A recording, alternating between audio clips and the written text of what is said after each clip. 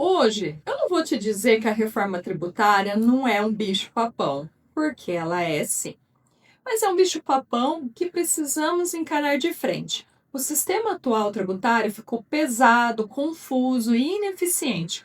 Por isso, a Constituição foi alterada com a Emenda Constitucional de 132 de 2023 para reorganizar esse caos. Não é porque a reforma assusta que você deve fugir dela. O contador que entender a reforma primeiro vai sair na frente e se tornar indispensável para as empresas. Por isso, você, contador iniciante, precisa estar atento e precisa entender da reforma tributária. Vamos lá entender um pouco melhor? O sistema nasceu na Emenda Constitucional de 1965, inspirado da de 1946. A Constituição de 1988 trouxe alguns ajustes, mas não resolveu a complexidade. Desde então, várias PECs tentaram mudar, sendo a PEC 45 de 2019 a mais famosa, mas não avançou até 2023. Porém, com o Fernando Haddad e o Bernardo à frente, a pauta ganhou força, a Câmara retomou a PEC 45, fez substitutivo e votou rápido. Em julho de 2023 foi aprovada e em dezembro a emenda constitucional virou a 132 de 2023. E como, assim, para entender mais ou menos, é como aquela casa velha que a gente sabe que precisa reformar há anos, e aí finalmente em 2023 contrataram o engenheiro, a gente contrata o engenheiro e começamos a obra. Então foi mais ou menos assim que aconteceu com a reforma tributária. E a reforma não caiu de paraquedas. É um fruto de mais de 30 anos de tentativas frustradas de modernizar o sistema. Então, vem comigo para a gente ver os principais pontos para que você consiga, contador, identificar e já começar a estudar e sair na frente para que você consiga atender seus clientes com precisão. Então vamos lá entender, né, como a reforma tributária está chegando e como que vai ser os principais pontos importantes aqui. Então a reforma tributária, a linha do tempo, a gente vai verificar essa transformação que estamos vivendo hoje. Então a maior transformação do sistema tributário brasileiro em décadas está chegando e vai ocorrer entre 2026 a 2033. Então a gente vai ver aí uma reestruturação completa dos impostos sobre o consumo, com impactos diretos na operação de todas as empresas. Então vamos lá, vamos ver como que esse bicho-papão está chegando aí e o que a gente precisa aprender para dominar isso lá na frente. Bom, essa aqui é a linha do tempo, é a linha da transição que vai ocorrer. Então, a transição será gradual, exigirá constante, assim, das empresas ao longo desses 8 anos, uma adaptação muito severa, né? Uma adaptação que todos os profissionais precisam estar bem atentos.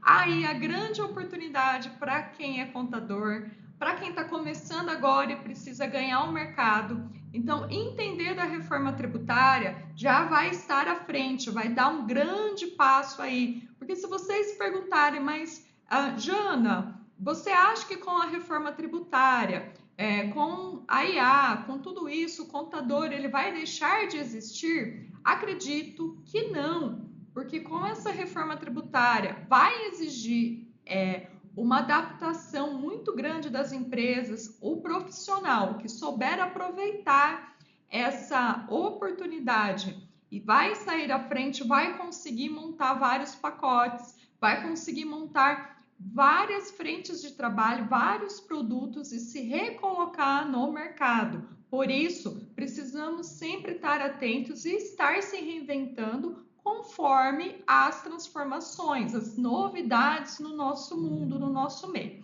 Então vamos lá. Voltando para a linha do tempo da transição, ela já começa agora em 2026, que a gente chama isso de fase piloto. Então como que vai acontecer? Vai iniciar a cobrança do IBS e CBS sendo 1,9%, né, junto com o sistema tributário atual, junto com o que é hoje.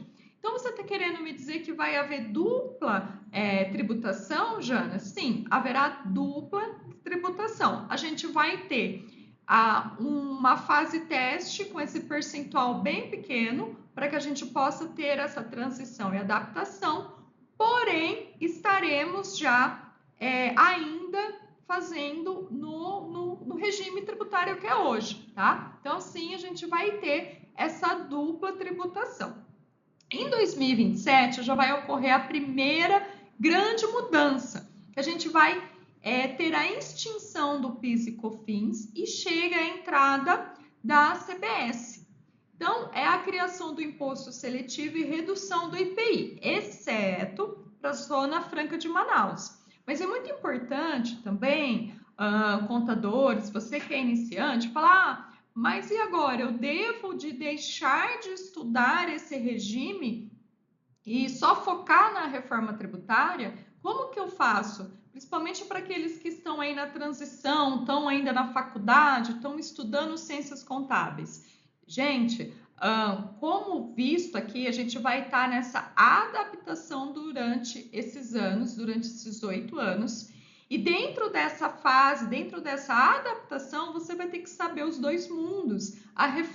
Você vai ter que saber a reforma tributária e vai ter que entender o sistema tributário atual. Lembrando também que não é porque está vindo a reforma tributária que o passado, que tem 5 anos ainda para ser discutidos, não pode ser. Então, você precisa sim entender os dois mundos, tá? Então, muito importante.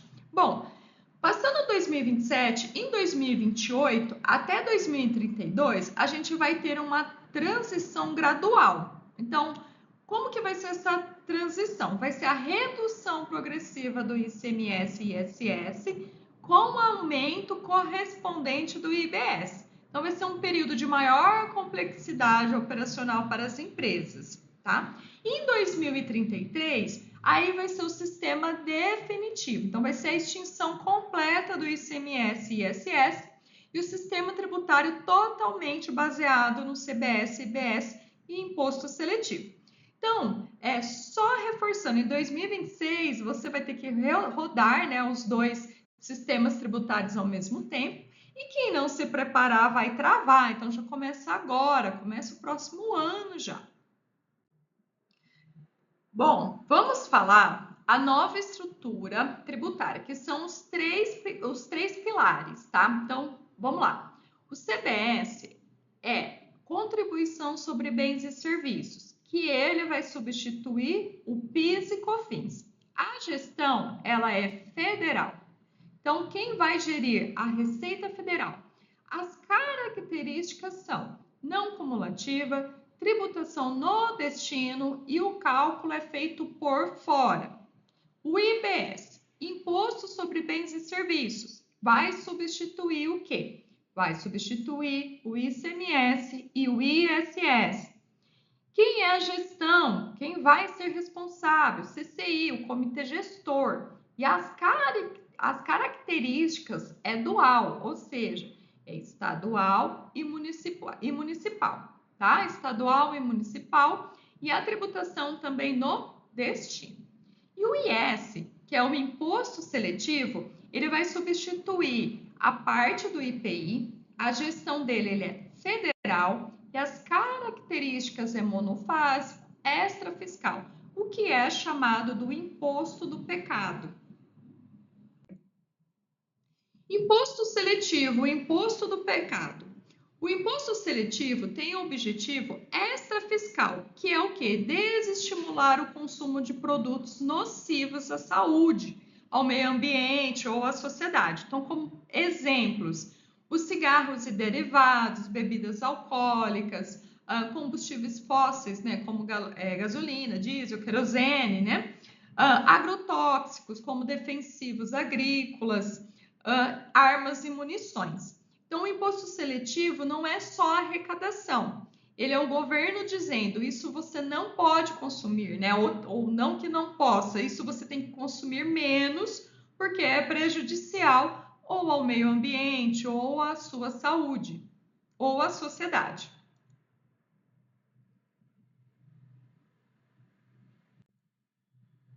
Imunidade e a não incidência, então diferenças cruciais.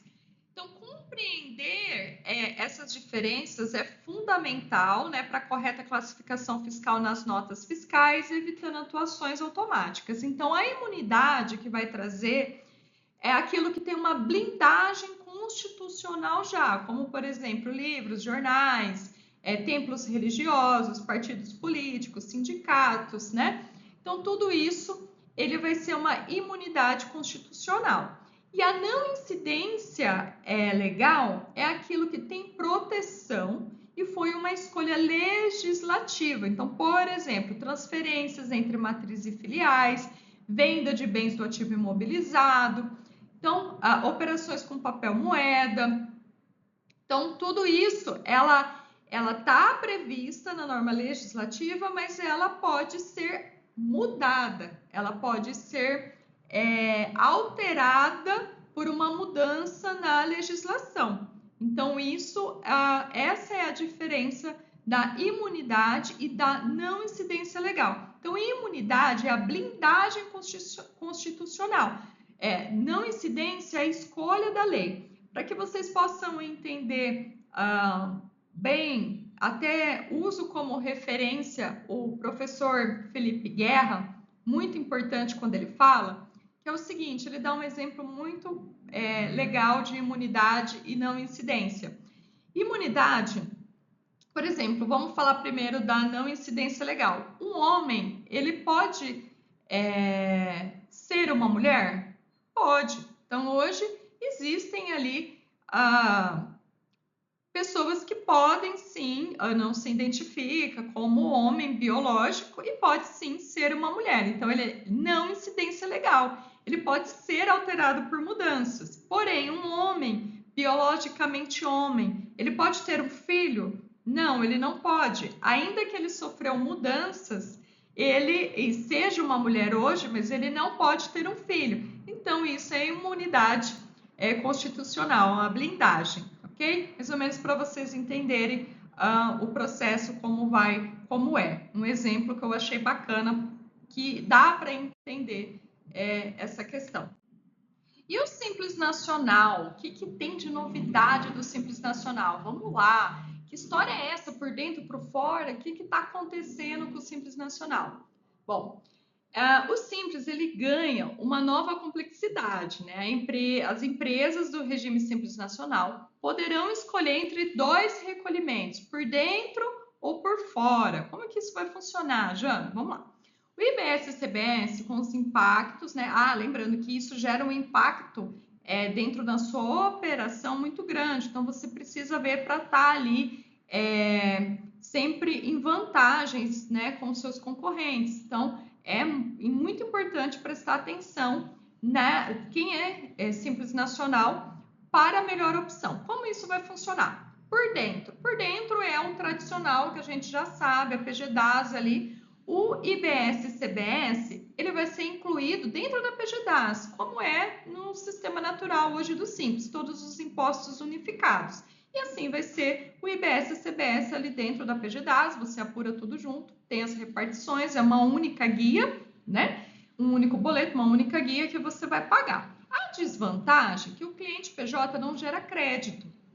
Esse sistema, essa opção, tende a ser mais vantajosa para vendas B2C, ou seja, para quem vende para consumidor final, para quem vende para CPF, tá? Bom, por fora, que é a grande novidade, como que é? O IBS e CBS vai ser separado da PGDAS, vai ser calculado por fora. Então, qual que é as vantagens? O cliente PJ pode gerar crédito tributário. Então, isso também pode ser uma vantagem competitiva ali dentro do mercado.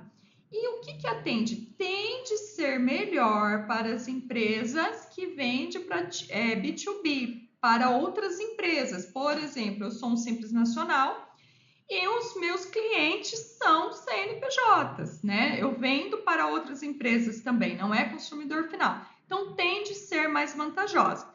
Então, um exemplo prático aqui para a gente entender. Então, eu tenho um valor de contrato aqui de 5.000 por dentro e por fora. Então, eu tenho os valores, né? Usando o exemplo de IBS e CBS com alíquota de 26,5. Então, aqui ele está incluso na DAS, aqui ele está separado da DAS. Então, o valor do cliente é 5.000 e o valor por fora seria 6.325, que ele está somando aqui, né? O valor. Então, o crédito para o cliente PJ é zero, então ele não vai ter nada, mas aqui ele vai gerar o crédito de 1.325.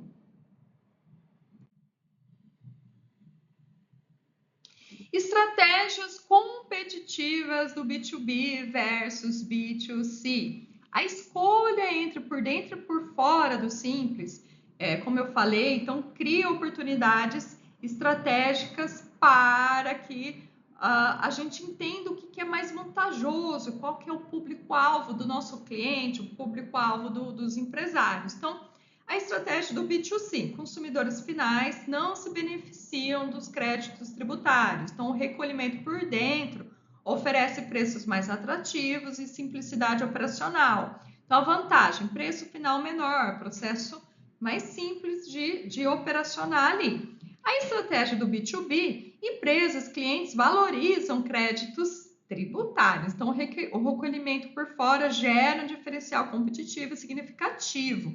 Então, vantagens: o cliente reduz o custo que ele tem através da apropriação dos créditos. Então, a escolha, isso é importante também, a escolha será anual do Simples Nacional e tem uma proposta de até 2 janelas de mudança, sendo janeiro e julho. Então, empresas com mix B2B e B2C precisarão avaliar qual estratégia melhor ali que vai impactar nos seus resultados para tomar uma decisão mais assertiva, tá? Então, no B2C compensa por dentro, no B2B por fora, diferencial competitivo tende a ser assim, tá? Então, é muito importante analisar e você aí, contador iniciante, pega essa dica, porque ela é extremamente importante para você que está começando agora no mercado, que vai se deparar com essas mudanças, para que você consiga orientar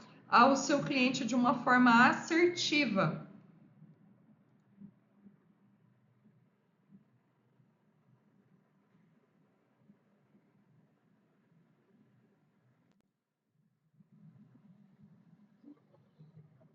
O impacto operacional nas empresas. Então, a reforma tributária, né, ela está trazendo profundas mudanças nos processos internos, né? Então, sistema, estratégias comerciais. Então, quais são as mudanças? Precificação em contratos, então, necessidade de cláusulas do IVA em contratos, revisão de toda a política de preços, considerando tributação por fora e geração de créditos, que é aquele exemplo que eu dei lá na inicial. O valor, você só vai poder se apropriar do crédito quando ele for efetivamente pago. Então, isso, grandes empresas com seus fornecedores vai ter essa necessidade de revisar precificação e contratos para blindar isso, para conseguir gerar a sua operação de forma efetiva e estratégica, a fim ali de conseguir atuar da melhor forma possível e onerando menos aí o valor dos impostos. Então, o sistema de gestão, que é importante, a NFE, que é a DANF, e a nota fiscal de serviço, a NFS, ganham novos campos obrigatórios, né? Que é o IBS e CBS, e a classificação tributária, que são atualizações, que é o CCT, né? São atualizações críticas dos sistemas contábeis, os ERPs contábeis, fiscais, que gerenciam tudo isso. Então, que é o CST, né? Que hoje a gente usa o CST ali, tanto do ICMS como do PiscoFins, né? 000, tributado integralmente, 041, né? Não tributada, não isenta, enfim. E tem do PiscoFins também, 01 tributado, né? e assim por diante, 08, sem incidência, 06, monofásico. Então, tudo isso, os CSTs vão alterar com uma nova classificação devido à reforma tributária. Então, os sistemas ERP, os sistemas contábeis, sistemas das grandes empresas, as empresas precisam estar vigente aí com a legislação, atualizados para poder receber aí a reforma tributária. Compliance digital, então isso também, validações automáticas, aumenta o risco de multa, caso não esteja em conformidade, né? Caso esteja com as classificações incorretas. Então, vai exigir um processo muito mais rigoroso na conferência. E a gestão de créditos, que é o acompanhamento mensal e obrigatório dos créditos de IBS e CBS, né? Novos relatórios, novos controles serão essenciais para que a gente consiga verificar corretamente toda essa mudança, todo esse processo. Então, as oportunidades, voltando aqui, né, para a nossa classe, para a classe contábil. Então, é uma demanda crescente. Então, as empresas vão precisar de especialistas para navegar na transição. O espaço é enorme, porque todo mundo, desde das grandes empresas, desde os pequenos empresários, vão precisar ser respaldados, ser bem assistidos por um profissional. Então, gera uma grande oportunidade no mercado para nós profissionais.